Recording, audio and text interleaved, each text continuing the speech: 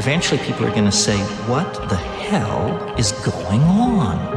No matter how far you go into the dark, when you flip, you go exactly the same place to the light in our galaxy. Everything. Because everything is in balance. Everything is a polarity. I think it's just going to get weirder and weirder and weirder, and finally it's going to be so weird that people are going to have to talk about how weird it is. What the hell is going on, everybody? I hope you're all having a good weekend. We have a pretty exciting show to get into today. We have, first of all, Jesse Michels. Seems like he's embracing the woo, which is nice to see. I think he's saying the quiet part quietly, at least for the moment. So we're going to be getting into that. And the big story, though, is Tim Burchett recently on the Tucker Carlson podcast, which was pretty much just all about UFOs. Like from start to finish, it almost makes me wonder, like when these things happen, is there a reason why that's happening? Tucker Carlson doesn't usually interview people exclusively about UFOs, especially not people in Congress. So it just makes me wonder, why is that happening? There was lots of good stuff in that. We're going to be getting into that today. And straight after the stream, we're going to be going into our second episode of Unfiltered, which is a members-only live stream. So we're going to get through the show, and we're going to be going straight over into Unfiltered, which is going to be a lot of fun. I'm looking forward to that. Indian Falcon has become a little freak just while the stream was waiting. Thank you very much. Larissa, celebrating 2 months, says, keep up the great work, and we will keep following. I intend to, Larissa. Thank you very much. And Taris has gifted 5 memberships. The best community on YouTube. You guys are actually unreal. I hope you're all having a good weekend, team. Let's jump over to the Polarity TV, which I'm also wearing the Polarity shirt right now as well. By the way, you can get yours in the link description below. But it seems like my window isn't working like it always isn't. So just give me a second and I will get it up. Here we are. And Larissa's gifted 5 memberships as well. Larissa, thank you very much. You are too kind. Here every day showing the love. I really appreciate it. Thank you very much, guys. So, like I said, we're going to start with the Jesse Michels story because this one's a little bit quicker. It seems like Jesse is saying the quiet part quietly. And what I mean by that is, he's talking about communicating with non-human intelligence through ritual, through magic. Okay. And this is something that's been going on for a long time, as he talks about. Now, this is an article we're going to do a quick little read of that was posted to the American Alchemy Substack called Gate of the Gods, the Immaculate Constellation.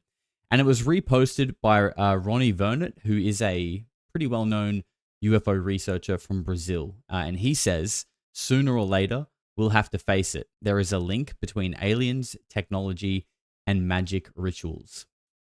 There you go. And as we'll see in this article, like this stuff isn't new. It's been going on for a long, long time.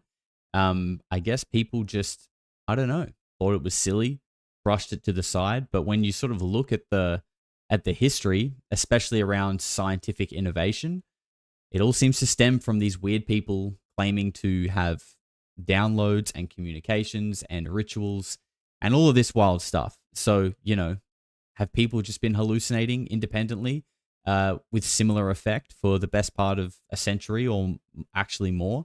Or is there maybe something to it? Got a feeling there just might be something to it. I don't know, just a hunch. But anyway, let's jump into this. We're not going to read it all word for word, but we're going to sort of read over the important part. So this Substack article is kind of like a little post-show note in a way to the video that Jesse did a couple of weeks ago about NASA. And if you haven't seen that, I highly recommend it. It's a big dive into, Jack Parsons' weird rituals that were happening at NASA and sort of the esoteric connection to, non-human intelligence and how it revolves around rocketry. If you haven't seen it, highly recommend it. But this is what it says.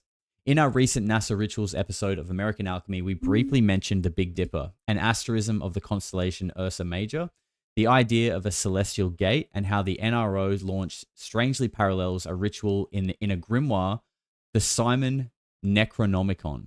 We also discussed its connection to UAP, from Chris Bledsoe feeling the Dipper is sacred to the lady, to the reports by Betty and Barney Hill describing that their experience began when seeing one too many stars in the Dipper. There's also that close encounter scene where the UAP form in the Dipper before landing, as well as Ryan Graves' statement about UAP emerging from the Dipper and dogfighting. But what exactly is this gate, and what does it have to do with UFOs and the Dipper and Immaculate Constellation? Now, I'll just say, as an Australian, I'm pretty sure we don't actually see the Big Dipper. I don't think I've ever seen it in my life. We just don't get that here. Just like I don't think people in the Northern Hemisphere get to see the Southern Cross. So I don't actually know what the Big Dipper looks like. But I mean, it's clearly a point of interest. We've got lots of people talking about it. So let's keep going. I'm not going to read this stuff here. Interestingly, he sort of brings in Tom DeLonge, and which coincidentally, I just did a video on the other day. If you haven't seen it, go and check it out after the stream, of course. It says, interestingly, DeLonge and Lavender have both mentioned that it was Peter Lavender's prologue to Secret Machines, Gods, that got the Air Force generals and these high-level advisors sort of interested in sort of what they had to say and what they could come together and collaborate on. So what was in that prologue? Shamanism, magic, mysticism, and ancient cargo cults. People are saying we definitely have the Big Dipper. Interesting. I don't think... people are saying, is the Big Dipper the saucepan? No, I don't believe it is. That's what I thought it was, and I looked it up, and no, it's not. So that's what led me to think we don't have it. But we'll go into that later in the members-only stream. So shamanism, magic, mysticism, and ancient cargo cults, these are the topics that were explored that got people like General Neil McCasland and all of these high-level Lockheed people interested in what Tom DeLonge and Peter Lavender were doing. And following that prologue, Chapter 1 of the Secret Machines books Gods delves further into shamanism, celestial ascent, astral travel, and ceremonial magic as technologies of altered states of consciousness that allow for interactions with non-human intelligence and visiting other worlds.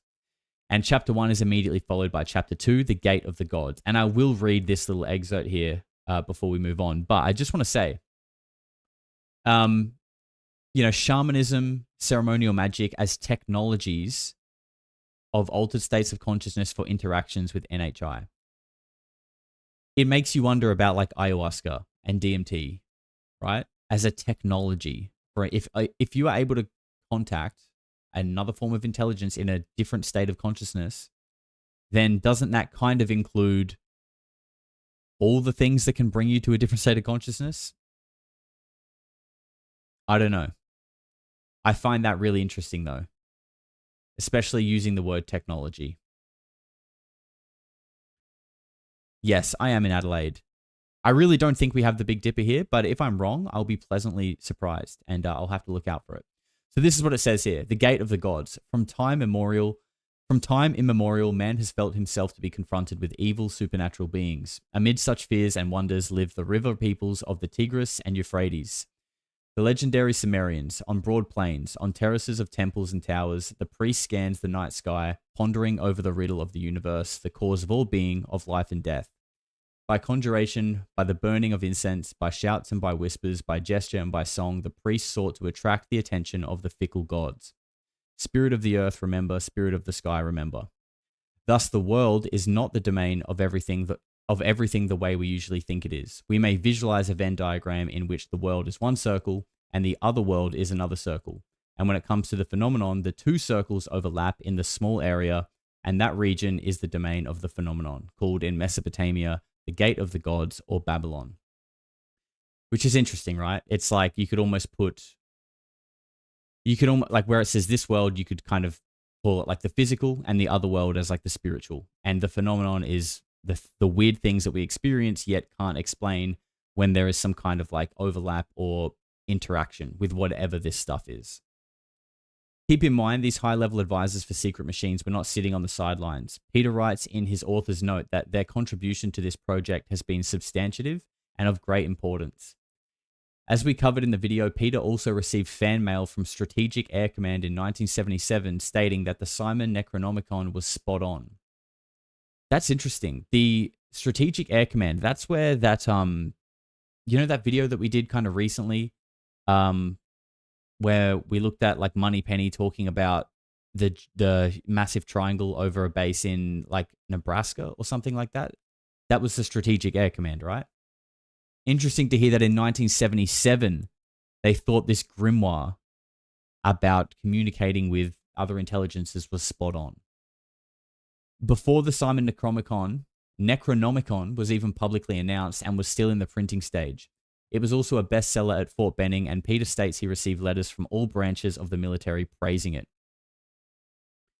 Which raises the question, why? DeLong and Lavender have both said that this was because of the thesis behind Secret Machines that was featured in the prologue, with McCasland and Weiss stating, "That's the right way in, and now we can all have a real discussion." It just so happens that the Necronomicon and Secret Machines share the exact same underlying thesis. One that not only includes UAP and NHI and experiences of the other world, but may also hold a key to understanding how the phenomenon relates to most ancient aspects of our history. And this is why I find this stuff so interesting, because this isn't just like a recent story since the X-Files. Like, when you look back, people have been basically saying the same thing, just spun through a different, like, cultural lens of the time, but it's all kind of the same. So this is a little excerpt from that, and then we're going to move on to the Tim Burchett story. At some remote time and place in antiquity, an event occurred of such importance that it has entered the myth streams of various civilizations and cultures. This event involved the sudden appearance of a superhuman being or beings who taught tribes of illiterate people the basic requirements of any civilization: writing, astronomy, agriculture, and architecture.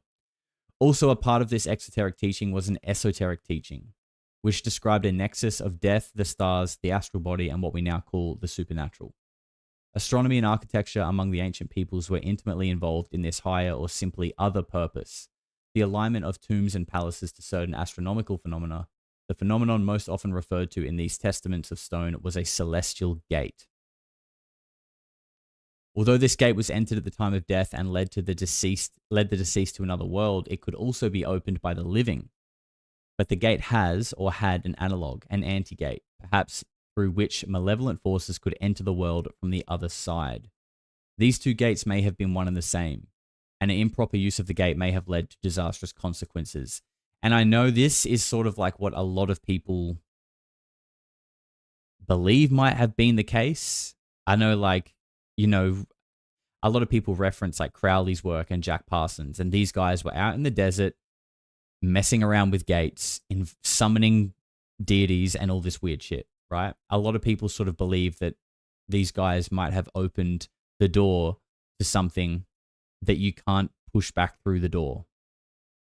And they were doing that in the 40s. And kind of seems like the trajectory of the world changed a lot in the 40s for lots of different reasons, right? But maybe this was a big one. Maybe this one was bigger than we actually realize. This thesis is basic not only to this book, but to virtually every occult or spiritual organization anywhere, anytime on Earth. Its residues can be found in places as diverse as Aztec Mexico, Taoist China, ancient Egypt, and the lost civilizations of Sumer. Not to mention in the rituals of the Golden Dawn, of medieval European ceremonial magic, the tarot, and the Enochian system received by Dr. John Dee. It is reflected also in the writings of Aleister Crowley, as well as in the Book of the Law. It is also, of course, the cornerstone of the Necronomicon, Gates of the Necronomicon by Simon. So I found that it was very interesting. Now, actually, look, a little caveat to this. Maybe some people will be upset that I didn't say this at the start.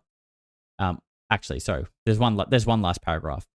To the ancients, the Dipper, the Great Bear, was much more than a simple macrocosmic clock and pointer. It was connected with death, with astral travel, and with the worship of the gods. It was a gate, the passageway to heaven. It was the means whereby the initiate entered the supernatural realm. It was the gate to the other world. So it's interesting, right? You've got all these people talking about this constellation, and you've got people having UAP experiences claiming that they were originating from that area of the sky, and you've got people referring to it as some kind of gate, and a gate that could maybe work both ways. So I found it really interesting that Jesse kind of went in this deep in this article and not in a video. I don't know if he's maybe, again, trying to say the quiet part quietly rather than on a video, but for full transparency, this was a guest post by Galactic Troubadour. So I guess Jesse himself didn't write this, but it is in his American Alchemy Substack magazine. So, you know, he's putting this stuff out there. And I mean, you guys know how well researched and referenced his work is. I don't think he'd be putting things out there that he didn't feel comfortable with having his brand name associated to. So I thought this was really interesting. You guys know me personally. I think this is absolutely the way things are going. I think this is almost disclosure in a way, like this, like learning the truth about the complex nature of reality is disclosure. I don't think disclosure is like, yeah, we have reverse engineered UFOs. I think we probably already can gather that ourselves. And that's probably national security, right? That's probably what they don't want to tell us because national security. But the truth about reality and how complex it is and how the physical might overlap with the spiritual, I think that's just everyone's right to understand and know. Kaiju Gnosis gifted 5 memberships, sir. Thank you very, very much. I hope you stick around for the members only stream because I feel like you might be able to answer a few questions for me. Yep. And Nerd Alert gifted 5 as well. Thank you very much, guys. You are absolutely beautiful, generous human beings. Now let's get into the main story of the show today, which is Tim Burchett on Tucker Carlson with his beautiful Southern accent, talking all about UFOs. So we've got 4 clips that we're going to be getting into today. The first one is basically Tim giving his opinion on why the government would lie about UFOs. Why would the government lie about UFOs? It does sound a little bit crazy, doesn't it? I mean, let's see what Tim has to say. Why would the U.S. government have an interest in lying about something that's visible to millions of people around the world? So many people, as you just said, have had the experience of seeing them in person. Why would they have an interest in hurting those people, calling them crazy, right, threatening them, et cetera? So tell us about your experience as you've pushed for more disclosure. What kind of reaction have you received? I think the arrogance from the federal government, there's a control thing that you see in every aspect of government. Everybody in power wants to keep you out of their little circle of power. Yeah, of course. And I think the monetary concern is there. Could you imagine if they had something that could heat homes in the summer, in the winter, and cool them in the summer, and had zero cost? I mean, it's something that it would put everybody out of business. The war pimps at the Pentagon would have to go out of business. We wouldn't have to be in wars all over the world, which are, if you get down to it, it's about oil. It's always about oil. And so you've got the greed factor, you got the power factor, and then you got just the arrogance. The Bible talks about professing themselves to be wise that became fools. That's right. And there's nobody in Washington that doesn't think they're wise.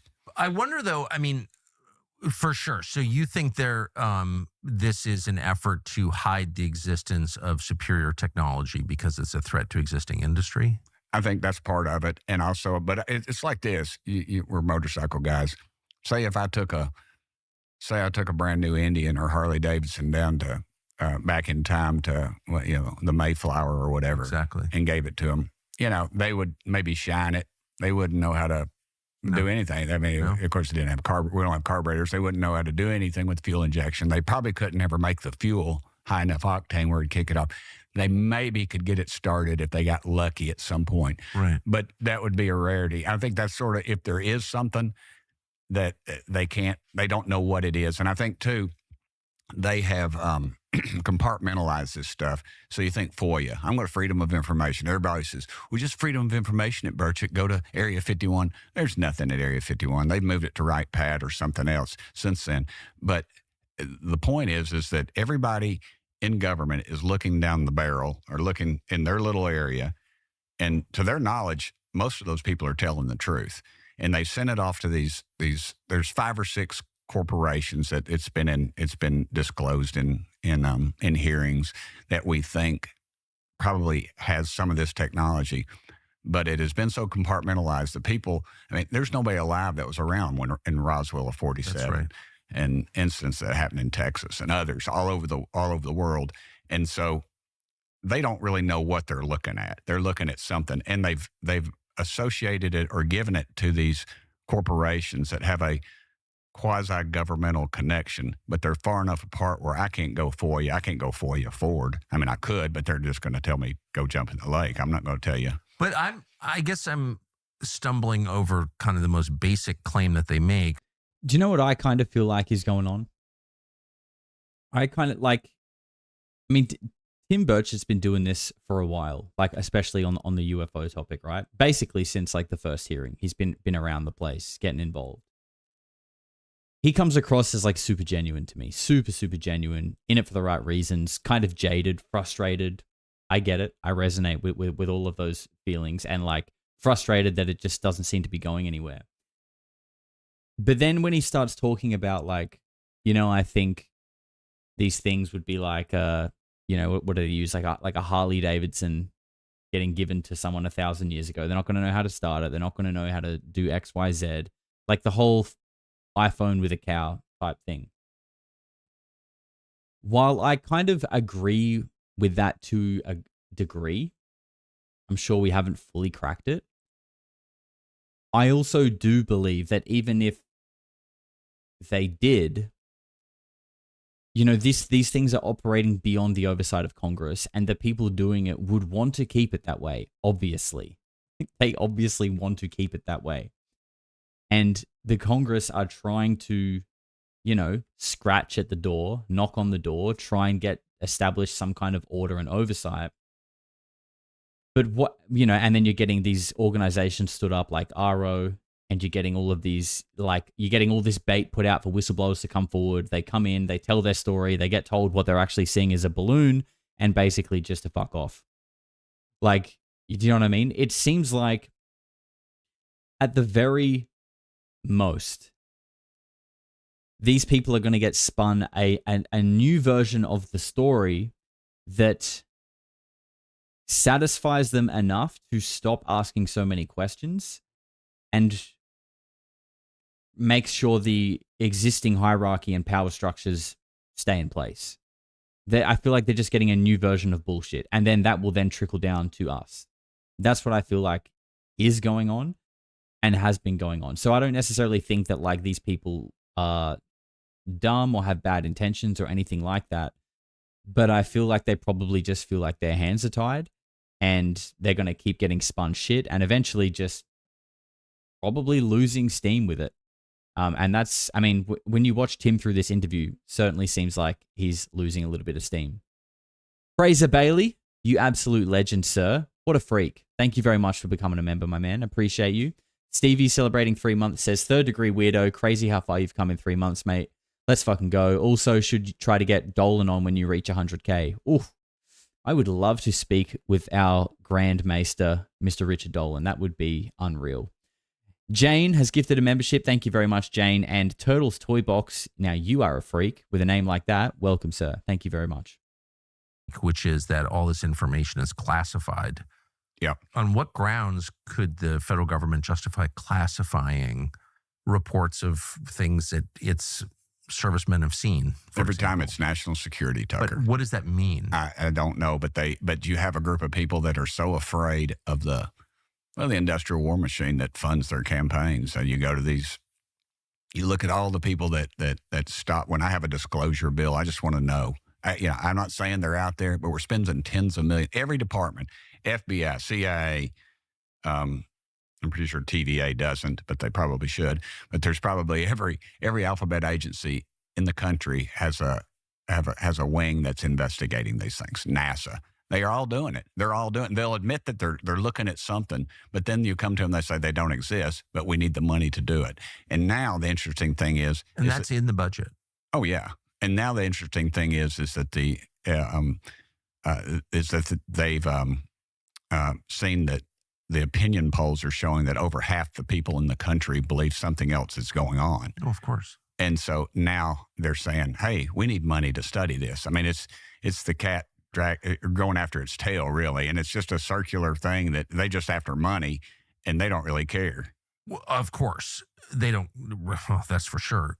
But there is a process by which the Congress demands disclosure, and that process has been thwarted. And I'm just interested in getting details on how that happens. So the UAP Disclosure Act of 2023, I think. Yeah. required disclosure that passed, right? Allegedly. But again, who's going to enforce it? So, but what did that, do you remember what that act required? It is, I do not believe it passed. The one that I'm thinking about did not pass in the Senate because you remember I had the bill. It was 2 pages long for disclosure. What did it say? And then it just said if it dealt with UAPs, UFOs, it disclosed it. Ranim. I think Ranim's cat just ran over his keyboard and the cat has gifted us 20 memberships. Wow. Ranim, thank you very much. And perhaps thank you to your cat. That's crazy, man. That's a huge contribution. Thank you very much, mate. Extremely generous. Guys, let's get some love in the chat. 20 new freaks just came on board. Let's get some love for Ranim and all the newbies. Guys, welcome. Make sure you check out the members only content, and you're lucky because we're doing a members only stream straight after this one. So make sure you hang around for that. Thank you very much, Ranim. File contains it. America has the right to see it, unredacted. And Chuck Schumer's was several hundred pages long, and it was celebrated by everybody. And it set up a commission very similar to the Kennedy assassination, which here we are, 60 plus years later, and still, they're telling us this single bullet that was, and you're a gunman, that they found on a gurney that was basically unscratched, an hour and a half after the assassination in the hospital at Lakeland. After going through 2 bodies. After 2 bodies and bone and everything else. And but anyway. So, but Schumer's solution was we needed a Warren Commission to tell us the truth about UFOs. Who can decide. And that basically would just cover it up. And I trust America. Why would, of course, but why would Chuck Schumer?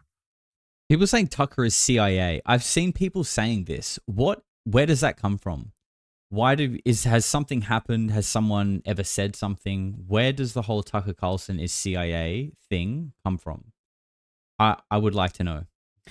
You know what? I think we can probably wrap that clip up there and move on to the next one, which starts somewhere. Actually, it's basically just the next part of the show. So this is a little bit more on this side of defense contractors and the cover up itself. Then we're going to get into underwater stuff. And the last clip, which I think is the most damning one, which is about Trump and declassifying the truth. How do you claim a membership? You already have one. You're lucky enough that you already have one. But if you want to be able to be gifted a membership, you have to enable that setting, which is from the 3 dots in your chat window. And why? I think you've got major technology corporations, aeronautics, some of our missile defense people.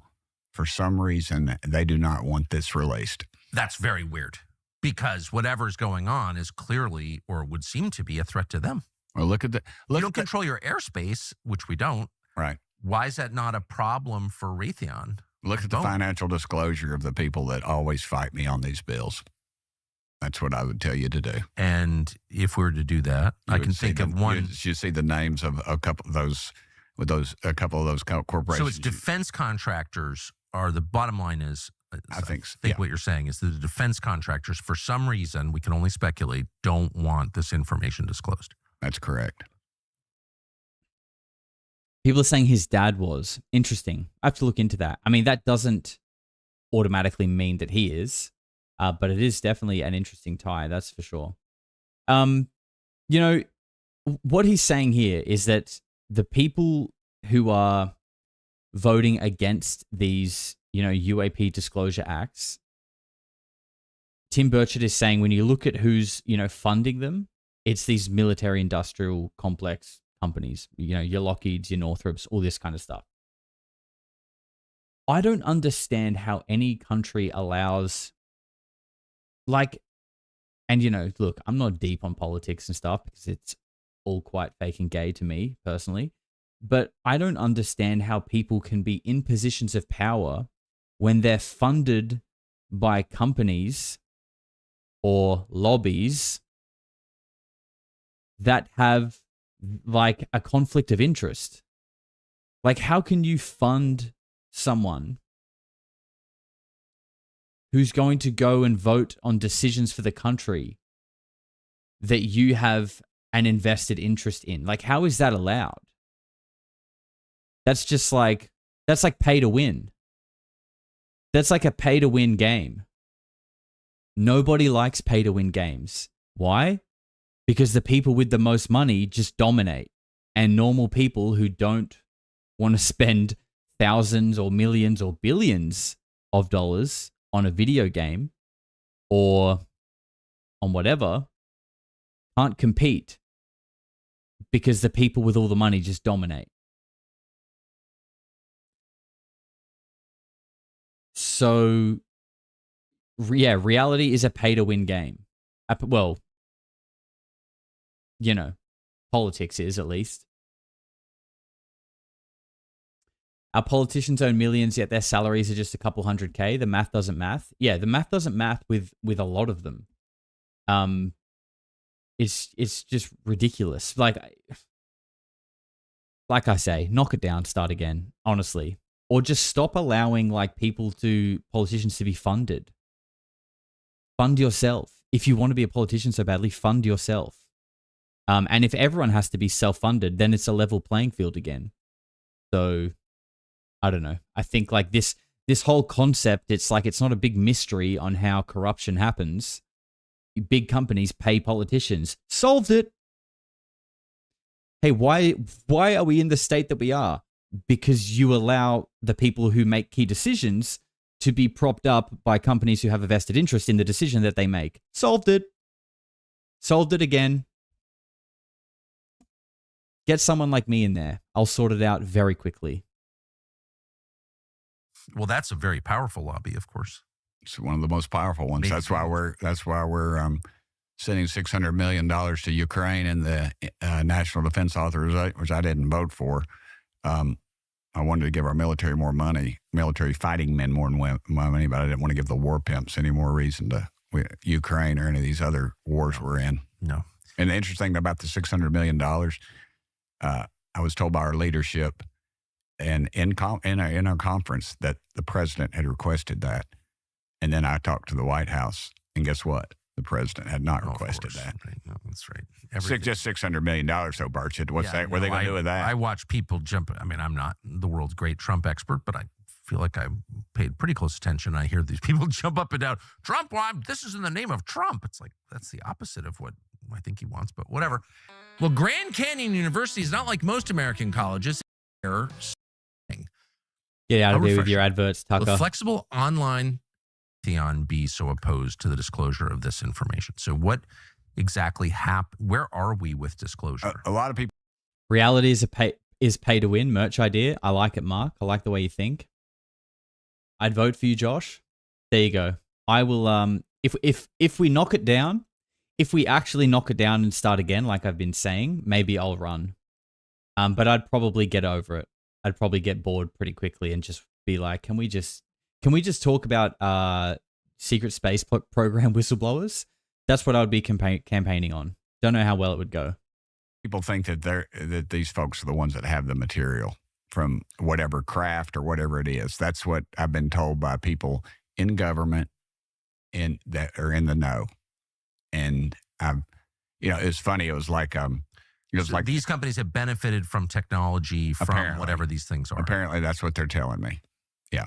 And inform people, not just people. No, not just some guy on the street. And it's funny. I've had the deep throat moment, where Nixon was overthrown, and somebody comes up to me in the hallway, in a crowded hallway, somebody who I would consider a friend, and said, "Burchett, man, you really don't need to be doing this stuff, don't you? Man, you're kicking the hornet's nest on this thing, on the UFO stuff." Yeah. Oh yeah. And I've had them try to use it against me in campaigns and things, but we don't ever raise enough money to matter anyway. Use against you in campaigns. Yeah, and the whisper campaign. He don't put yourself in a shower. Or they put it. You know what he meant?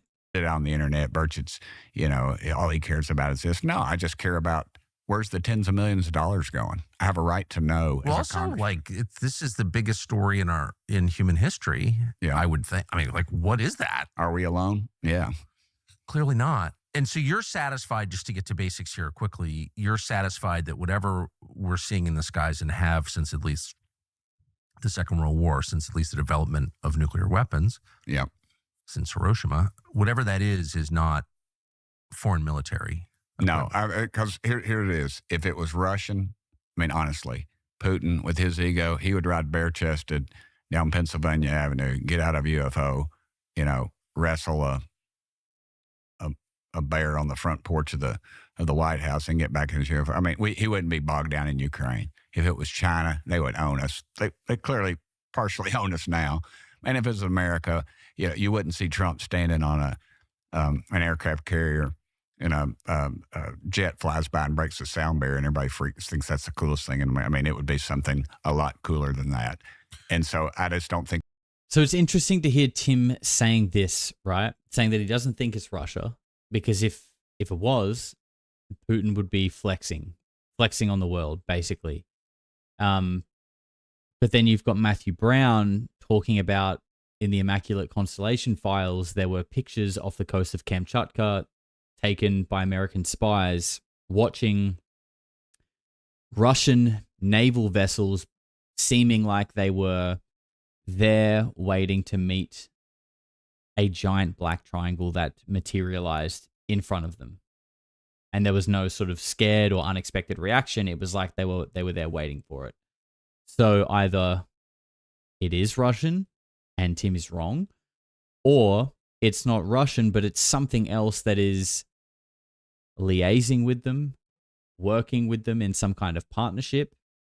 Perhaps the same people who are also liaising and working with in some kind of partnership America, and with what Dylan Borland saw, which was also a black triangle with the exact same features that Matthew Brown spoke about in the Immaculate Constellation and the Russia photos. What do you guys think is most likely? By the way, Stevie nearly missed his chat. Says Russia would have never allowed Tucker to meet Putin if he was even suspected of being a CIA agent. Yeah, it's a good point. That is a good point. God, it's complicated. I think it's fun to theorize and stuff like that, but I feel like sometimes we might be a little bit over the money with the things that we discuss. But I think in all likelihood, like the actual truth is going to be just think so much more complex. Like we might have a general gist of it. For example, yes, a non-human intelligence is like the breakaway civilization, and it is liaising with the highest levels of each country's military or whatever. Okay, they run the show. That might be true. But like if you were to hear the actual truth on like how it happened and why it happened and who's involved and how it works, it's probably so complicated and complex that it would just blow our mind. I really do think that is the truth of it. It's just far different to what we would expect. Random's celebrating 4 months as a member, says, love is real, let's embrace. What is that emoji you've got there? That's a superhero. I couldn't tell what that was. Thank you, man. And I agree. Beautiful message. Put it on a t-shirt. Put it on a t-shirt. Taris has gifted 2 memberships. Thank you very much, sir. Random's chucked in another little sticker, my man, and Maggie's gifted a membership as well. You guys are just the best. Thank you very much. Where are we at with this clip here? We've finished. So let's move on to the next one, which is basically from here onwards. Believe it. You don't think this is our technology? No, I do not. There's no way it is no way it's our technology. There's, I've talked to too many pilots. Why would we risk our best? I mean, I've talked to the best pilots in the world that are ours. Some of them, not all of them, and that have told me. I mean, one guy, I remember I was at the Capitol Hill Club. It was just an unusual encounter. A guy spoke to a group and he followed me out and said, Tim, or congressman or whatever, he said that thing was 14 feet. He went like this from my canopy. And I thought to myself, why didn't he say 15? Why didn't he say 20? But he said 14. And then he said this thing, it wasn't ours. He said, I don't know what it was, but it wasn't ours. And that's all he said. And I had a very high-ranking member of the Navy describe some underwater experiences they'd had was something that was doing 200 miles. And the best thing we got is probably 40. It was doing 200 miles an hour underwater. Underwater, big as a football field. And that's no fish. That's no fish. This is Forrest Gump if he grew up and got into politics. And this is what I think about, like what I'm saying before. You know, he's saying this is not ours. There's no way this is ours. I feel like these people in Congress, when they're battling and they're struggling to try and get people into skiffs, and they're trying to do the little bits that they can, and they're just not having an easy time. I feel like through this struggle and the, like, you know, being mentally fatigued, which Tim absolutely seems like he is, trying to go through all of this, I feel like it's only natural after being mentally fatigued for so long that you would start to kind of accept not whatever comes, but like, you know, I think we do have some of this stuff reverse engineered. I think most of us agree with that, but they obviously don't want to talk about that side of it. So hearing that we don't know what this stuff is, it's not ours. If this is the stuff that they are hearing, I feel like that's the narrative that they're probably happy to accept and run with.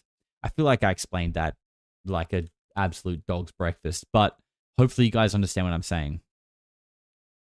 I feel like, and I understand that they would be willing to just kind of go along with the narrative at this point because they're like giving up on like trying to get actual disclosure, the disclosure that people would actually be happy with. And they're just kind of going along with the narrative that is going to allow existing power structures to remain and give the public like a sanitized version of the truth. So is it possible, given our current understanding of physics, for any man-made machine to go anywhere near 200 miles an hour underwater? Not with our technology, no. The best we have is probably in the high 30s. And he was converting it. Of course, knots is what the Navy guys would do, but there's nothing. If I fire a 30-06 or any high caliber rifle underwater, it doesn't go 200 miles an hour. I can probably catch it in the length of a swimming pool or so. Yeah, or it just falls down. Yeah, that's what I'm saying. I mean, it's like, so we've got, and this was described to me in areas, and I was quoted on some. I was just all I do is quote people that have knowledge. But this was one that was he was talking about. There are 5 or 6, I think, deep water areas of the ocean. You've traveled a lot. I have not. There's not a lot of deep water areas around East Tennessee at Fort Loudon Lake or anything, but you're talking miles deep. And of course, you've heard this before. We know more about the surface of the moon than we do the surface of the ocean. And he said these are areas where we see a high propensity of these UFOs. And there was a case where it was fairly well documented. They had a multiple sightings. They were doing a maneuvers and had the ships or boats, whatever you want to call them out there. I'm not a Navy guy. And there was the sighting in the air, and the pilots radioed back and said, "Hey, is there something going on? Is there another operation? We got some secret technology stuff we're working on." They said, "We don't have any." And they, Pentagon, nobody knew about anything. And they pulled it back, and then they pulled everything back, scrubbed the mission. And then the next day, all their internet traffic had been scrubbed. But this guy was kind of a wonk, and he'd made copies of it. But the point I have there is, why would we risk multi-million-dollar apparatus? And why would we put something in the air around our best pilots that could have a crash? Because these guys are talking about there's actually, they've come close to collisions. Why would they do that? They would not do that. No. That would be stupid. No, I mean, there's even, I always say military intelligence, a whole lot like congressional ethics. I don't think it really exists much anymore. Yeah, I've noticed. But Kurt Reynolds says, "Are we living in hell?" Kurt, take a deep breath, my man. Go and get yourself a glass of water. Come and rejoin the group, okay? It's not that bad. It's not that bad here. I would say hell is a state of being. That's my opinion, that heaven and hell is a state of being.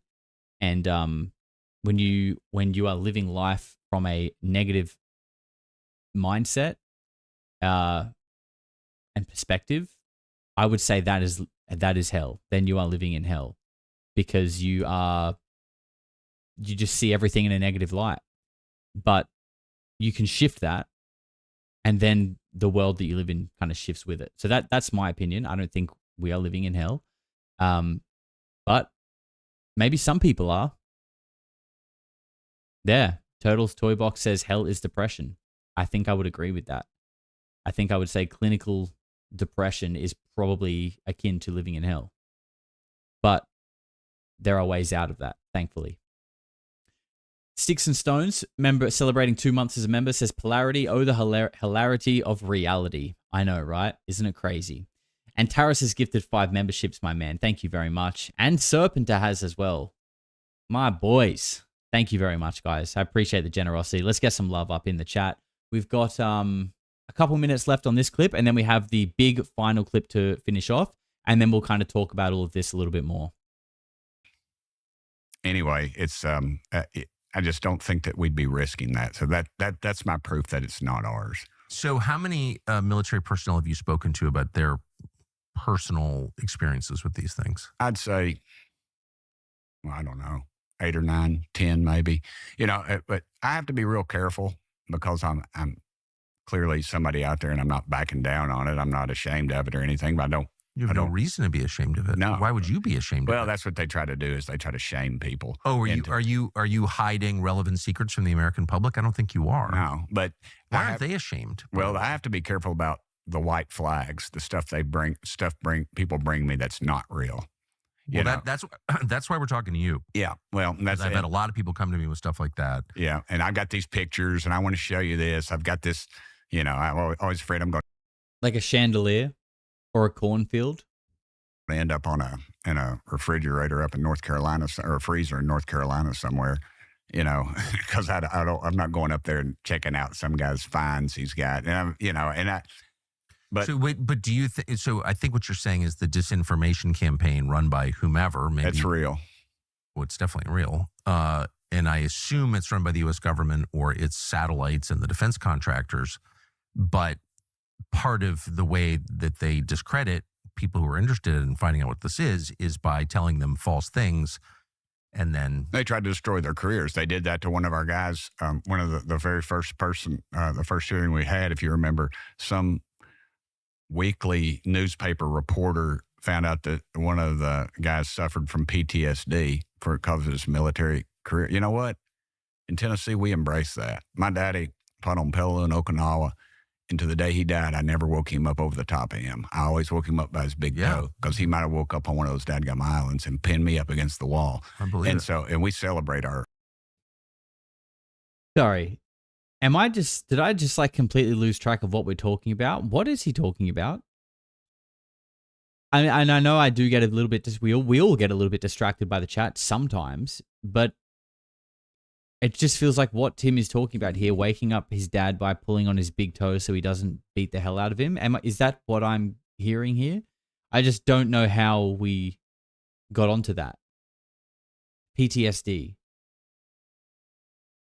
Right. That's why he wakes his dad up by pulling on his toe to avoid startling him because he has PTSD. Right. Thank you. I had no idea what we were talking about. Our heroes, but Washington D.C. just destroys them. And to think that a weekly newspaper found out this guy's medical history, which is a total violation of the law, somebody should go to jail for it, but nobody did. They tried to destroy this guy. And that's what happens to people in Washington, D.C. That's what happens to our military heroes when they step up.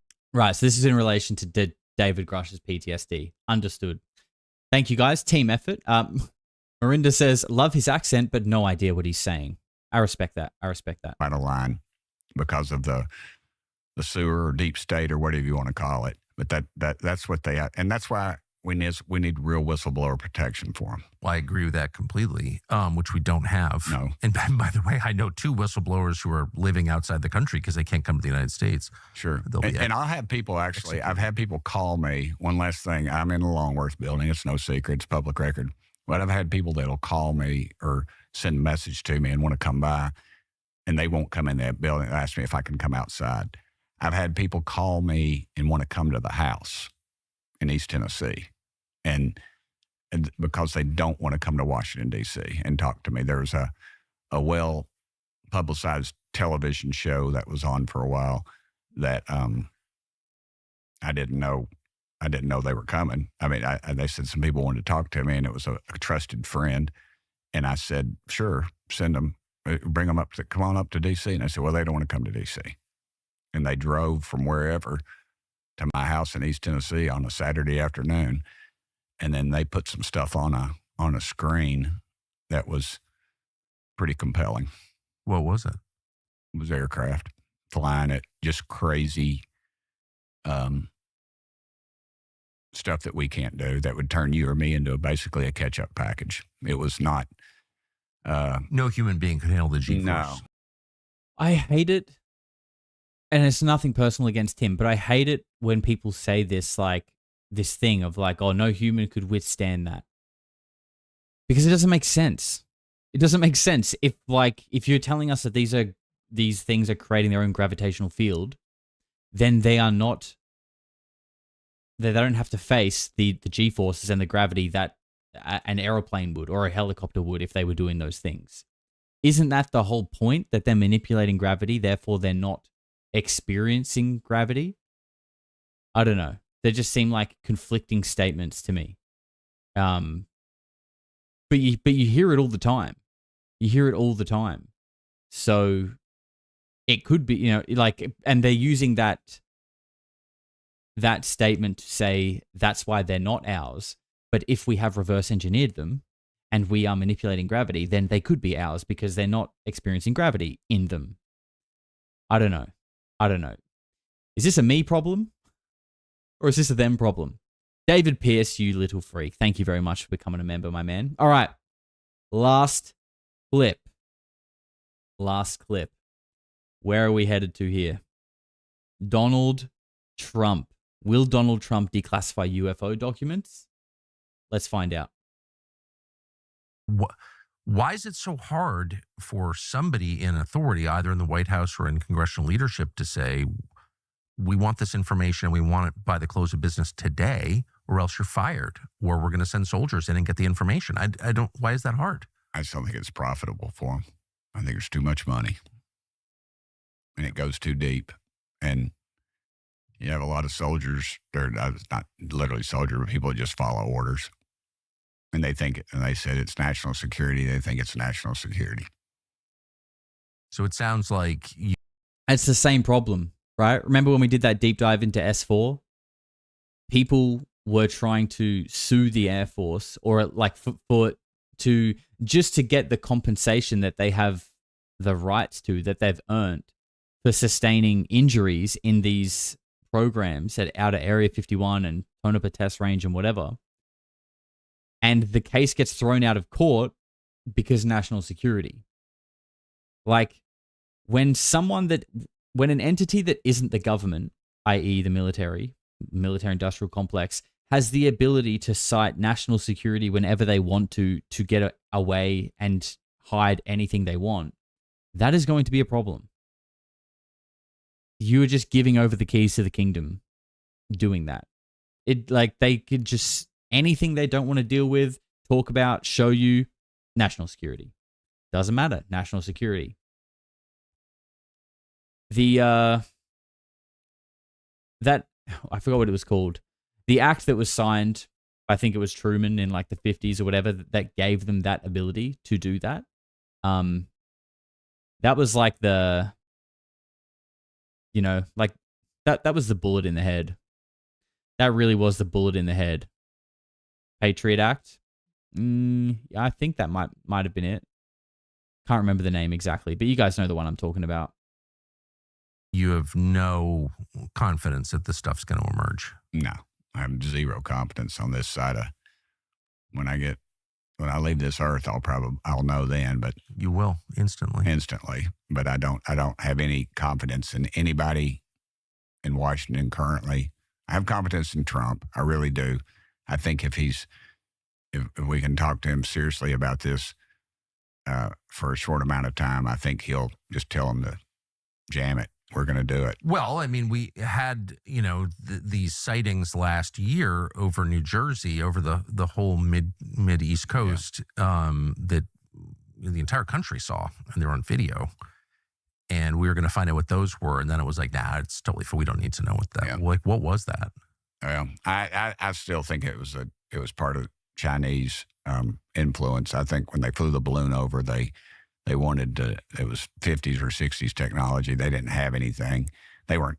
I mean, they got enough spies on the ground in every university and every think tank and every national lab, whatever. They got them there. But they wanted to see what our response was. They saw our political response, which was 0, our military response, which was 0, and our press response. And the only thing was the people were outraged about it. And then they shot it down off the coast of Myrtle Beach. So you think that?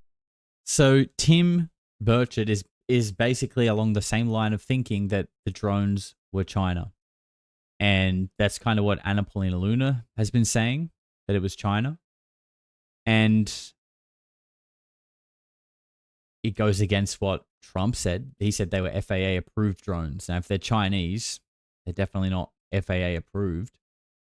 So this also means that the Cybertruck bomber, Matthew Livelsberger, it means he was right, that they are Chinese. That's what he said. It's weird how quickly that all got swept under the carpet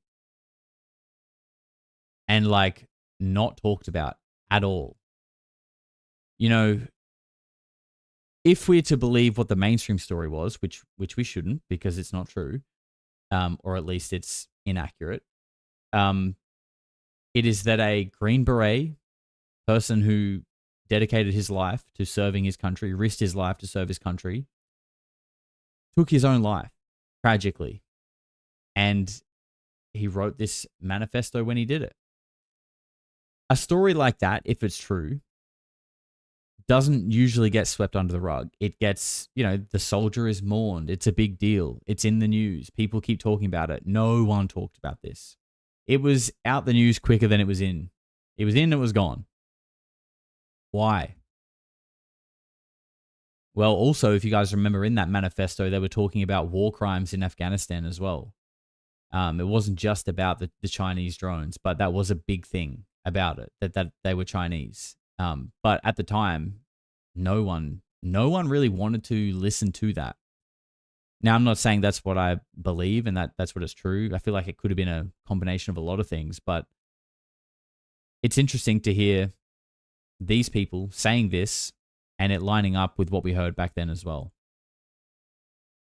The drones, the so-called drones over New Jersey last fall were a Chinese operation. Something very similar. Somebody experimenting to see what our response would be, because, you fly an airplane over the country and somebody's going to pick it up, but you fly a drone, they could have small nukes, could have been a biological agent. And I think now they know they could do that, or at least under Biden they could. They can't do it under Trump. So if that was the Chinese who did that, and the U.S. government did nothing, and I think they had contractors here that provided them with that. That's my theory. Any idea as to why the U.S. government would want to keep that secret?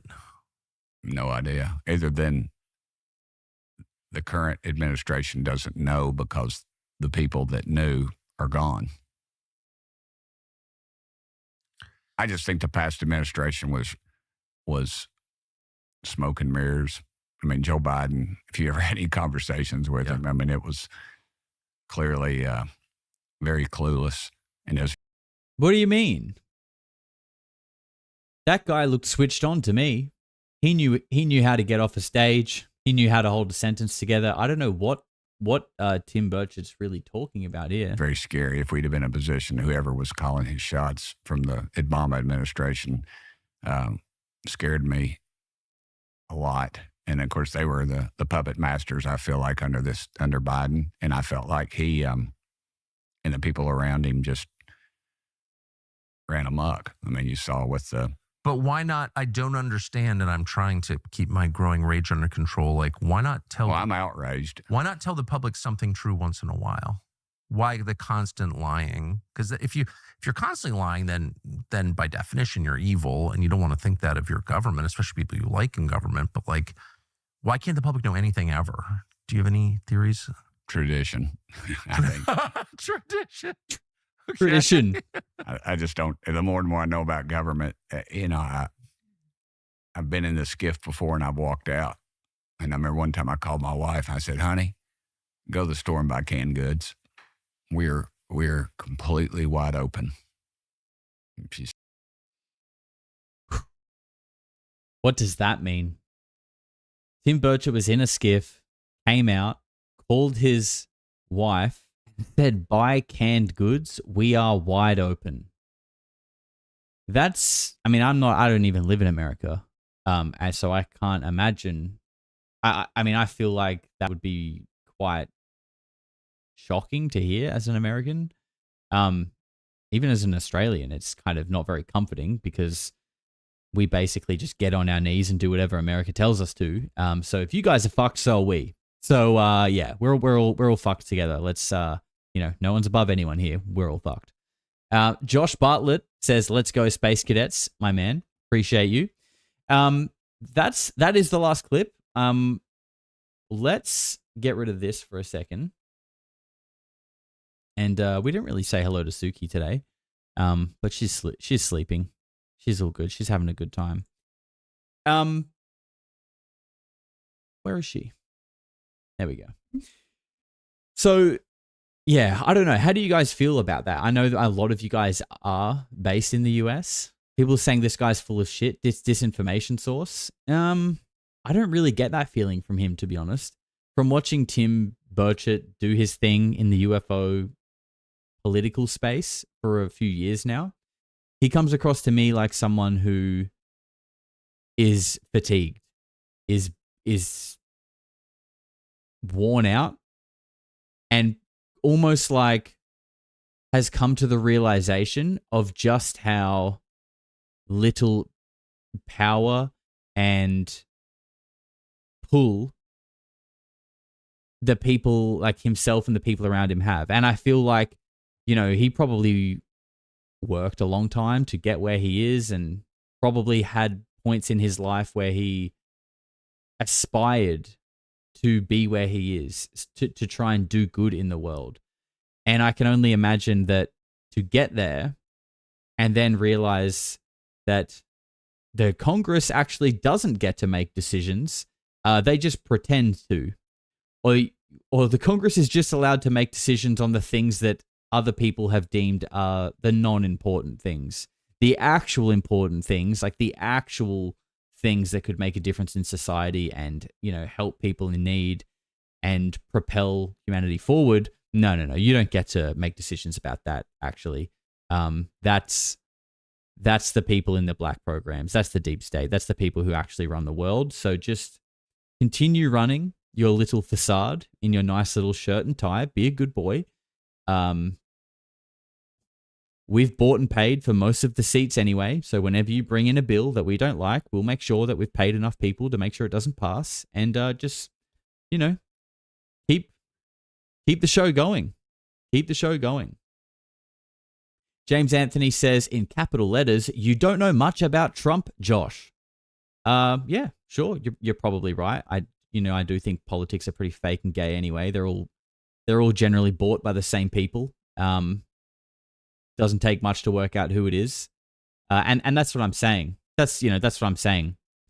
Why are people who are making decisions about America bought and paid for by people who sometimes have another country's interest as a priority? In fact, most of the people seem to be bought by people who have another country's interest as a priority. So, and it doesn't have to be a country. When it's a company or a business that is paying for the people in Congress to sway votes and decisions based on what they want, like these people are literally just pawns and puppets. And it's big companies or foreign countries that are actually deciding what America does and how the country is operated. And, you know, when it makes you, like, when you look at, I mean, it was, I don't know if you guys saw it. Jay Anderson from Project Unity, he made a tweet the other day about I think it's the Church of England or something like that. It's a beautiful historic building in England, in London, I think, Church of London or something like that. Beautiful old church that has been like covered in graffiti. Now, I don't think it's real graffiti. I think it's stickers or whatever, but it's all over this building, inside and out. And like, you know, it looks like the building looks trashed and tarnished, but I don't think it's permanent, but still it's weird to see. And, you know, apparently all of this graffiti and stuff is to advocate for like minorities or something like that. I don't know what it was for, but just the fact that that's allowed to happen to me shows you that like the people who are in charge, let's just say the West, doesn't have to be England, Australia, or America. Let's just say the West. When you look at the state of the West, and this isn't new, by the way, like this is, you know, it's been like this for a while, quite a while. When you look at the state of things and the lack of effort to improve them, in fact, they only seem to be getting worse at an exponential rate. Like, if you just apply logic to that, it's not like there are all these people going like, oh, we just can't figure this out. We really want it to be better. No, that's not happening. The people who really pull the strings obviously don't give a fuck about what is going on. Obviously. Like, there is enough money in the world to at least make an effort to begin trying to solve these problems, to begin helping people come together and understand that, like, you know, arguing and division and all this shit is actually not helpful. There's no effort to try and get people to get along. It's just getting worse at an exponential rate, and that is because the people who are in charge don't give a fuck. And I don't know them personally. I don't know that. I'm just looking at the evidence that is all around us and coming to a logical conclusion. And that is that there is zero fucks given. Where is that gone? My chat is playing up again today. It was doing this the other day. I don't know what's going on. Stevie says, are you starting an Alex Jones style rant? Yes. No, not quite. Maybe an unfiltered, which we're going to jump over to now. Guys, thank you for hanging out today. Now, actually, it's interesting, right? Because I did this show for the first time about a week ago. We jumped over to the members only stream. Now, since then, literally, like this wasn't a thing then, but it is now. This is only a week ago. YouTube have implemented a feature where we can switch from a normal stream to a members only stream live. Now, I don't know how this feature works. I'm going to click it right now. I don't think it happens straight away. So if the stream ends here, my apologies. See you next time, but hopefully it doesn't.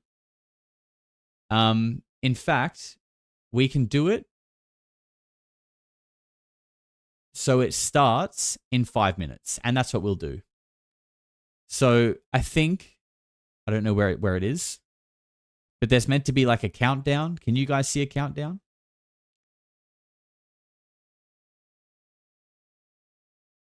Can anyone see a countdown? I think I've got something here. Oh yeah, here we go.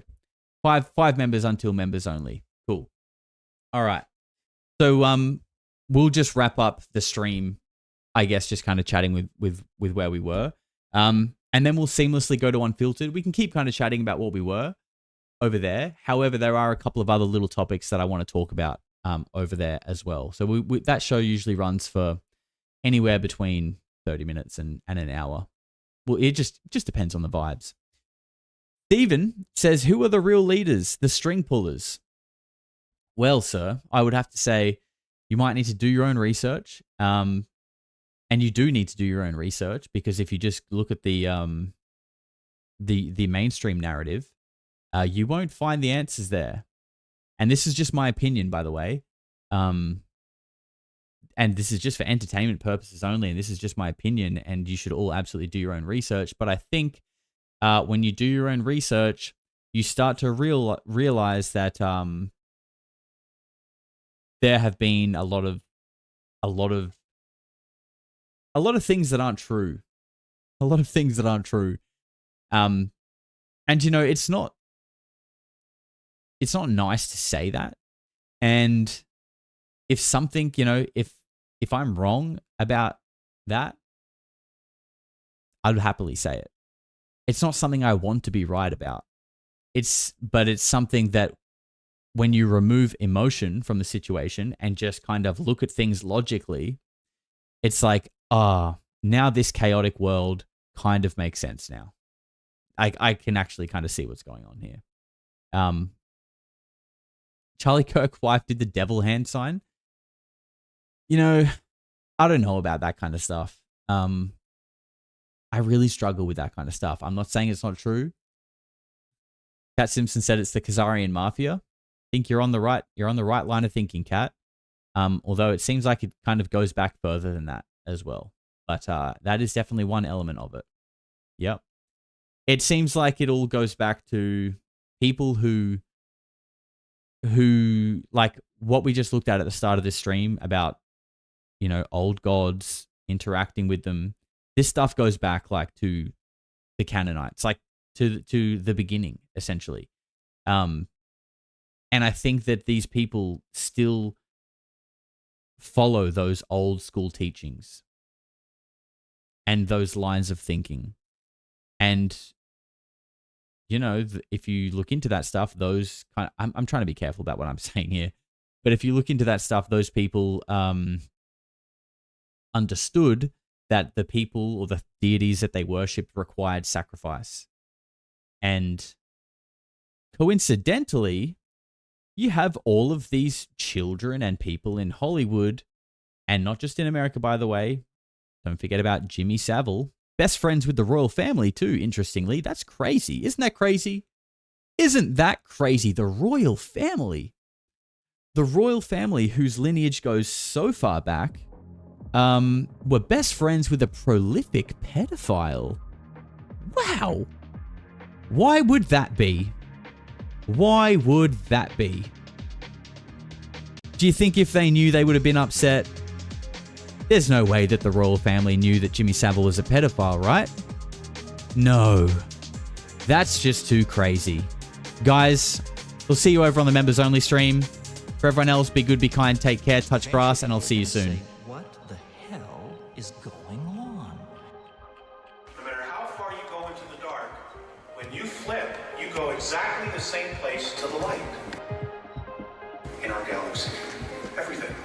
Because everything is in balance. Everything is a polarity. I think it's just going to get weirder and weirder and weirder, and finally it's going to be so weird that people are going to have to talk about how weird it is.